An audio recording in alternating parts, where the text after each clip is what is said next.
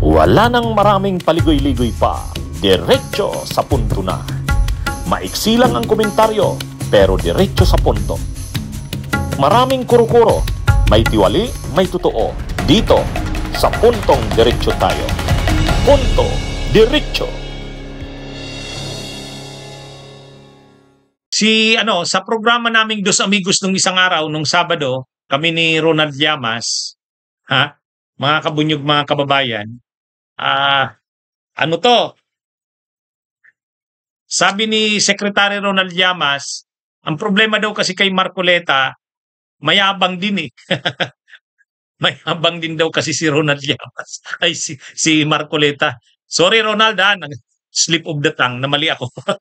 Mayabang daw kasi si Marcoleta. Tinanong ko kasi si Ronald Llamas.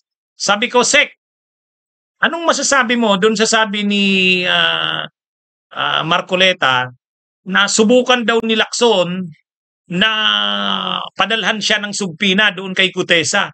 Kasi ang sabi nga ni Ping Lacson, isi-serve niya daw yung imbitasyon, yung subpina kay Gutesa sa opisina ni Marcoleta. Total si Marcoleta naman daw yung nag-present kay Gutesa sa hearing ng Blue Ribbon. Kaya lang galit si Marcoleta. Sabi ni Marcoleta, subukan mo. Ano ako? Ba't mo ako uutusan? Ano ako? Utusan mo ba ako? Iniinsulto mo ako. Iniinsulto mo ba ako? Sabi ni Marcoleta. Kung gusto mo akong, sige gawin mo yan. Subukan mo ako at maririnig mo sa akin ang mga kung ano. Basta may warning si Marcoleta eh. Ngayon tinanong ko si former Secretary Ronald Llamas, anong masasabi mo, Sec? Anong masasabi mo kay Marcoleta sa sinabi niya na yan? Sabi ni former Secretary Ronald Llamas, ay mayabang din kasi si Marcoleta eh. Mayabang din kasi. Kumbaga bagong-bago sa Senado. Pag bago ka sa Senado, wag naman yung para ka nang dinudominate mo na, parang ang galing-galing mo na talo mo na yung iba. Hindi naman tama yon. Kumbaga, parang may kurtesiya din na parang ka rin. Kahit naman magaling ka, kahit maano ka, para ipakita mo yung humility, yung pagiging humble mo.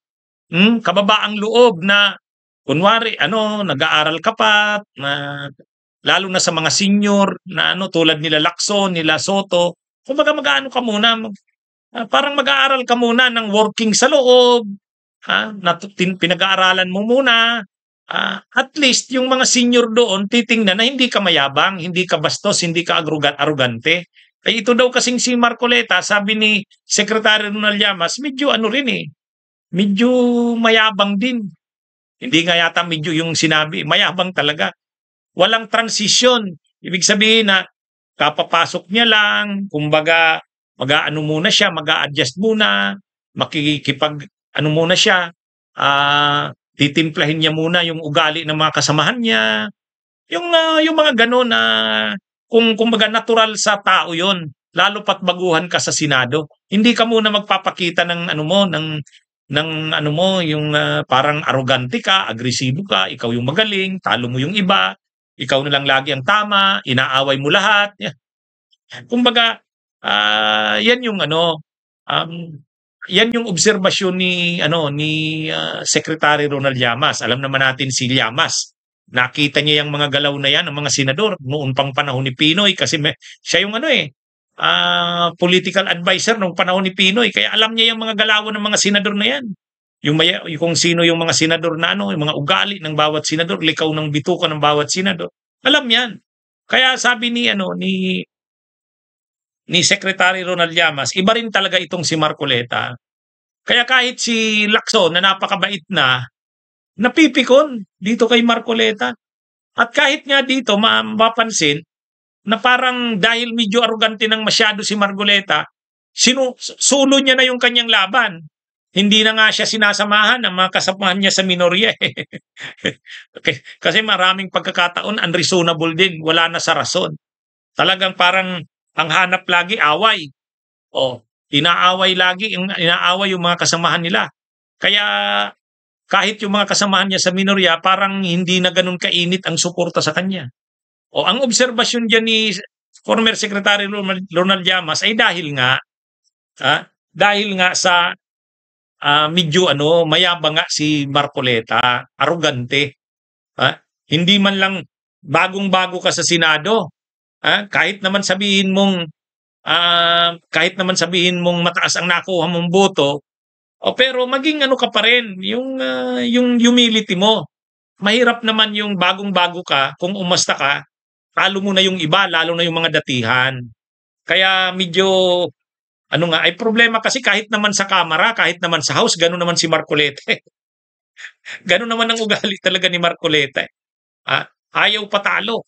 Sa tingin niya, siya ang laging tama. Kahit sa mga debate noon sa Kamara. Lalo na ngayon sa Senado. Siyempre, lalong nagyabanga naman si Marcoleta dahil sa tingin niya, maraming nag-iisip hindi siya mananalo. Ay nanalo siya. O mataas pa ang nakuha niyang boto. Kaya lang yun na nga, kahit naman sana ganun, dapat nagtimpla rin si Marcoleta. Parang transition, unti-unti. Hindi naman yung biglaan, ganun na kaagad ang asta niya. Astig na kaagad na mayabang. Anyway, yan ang obserbasyon ni former Secretary Ronald Llamas. Kayo, anong tingin nyo? Anong tingin nyo? Kaya actually, nga naman, inaway niya yung magkapatid na Tulfo. Marami siya, lahat niya kinukomentaryohan. Si Rapi Tulfo, si Erwin Tulfo, kahit nga si Soto, si Lacson, si Risa Hontiveros, lahat walang pinapalampas Parang kaaway ang lahat. Hindi marunong makibagay. Kaya kahit yung mga kasamahan niyang minorya, hindi na rin ganun kainit ang pagsuporta sa kanya. Lalo na bagong-bago siyang senador, ang yabang na. Diba? Wala siyang wala siyang transition, yung nakikinig muna siya sa mga matatanda na mga senador o yung mga matagal na sa Senado. Wala siyang ganung transition Pangkagad siya, balat kagad no? Kaya yung iba nayayabangan sa kanya. Medyo makinig ka muna dun sa mga dati ng mga senador, no? Bago ka mag-asta na ikaw ang pinakamagaling, no? Dahil si Senator Ping, respetado yan kahit ng kanyang mga kalaban. Diba? Dahil matagal na yan dyan At napakagaling yan sa pag-deconstruct ng national budget. Talagang hinahanap niya yung double, triple, quadruple, quintuple na mga laman ng budget.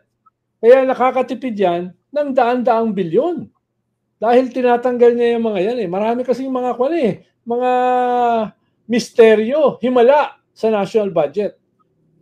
Kanyan, magaling ang research ni Senator Ping Lacson. Ang dami niyang nadidiskubre at pinapatanggal niya. Double, triple, quadruple, quintuple na mga nakapasok sa national budget. Bunyog, halikan na kasama ka. Bunyog, kapag buklod ay may pag-asa. Luzon, Visayas, Mindanao, isa ang pananaw. Sa bagong Pilipinas ang bunyog isisigaw. Bunyog, bunyog.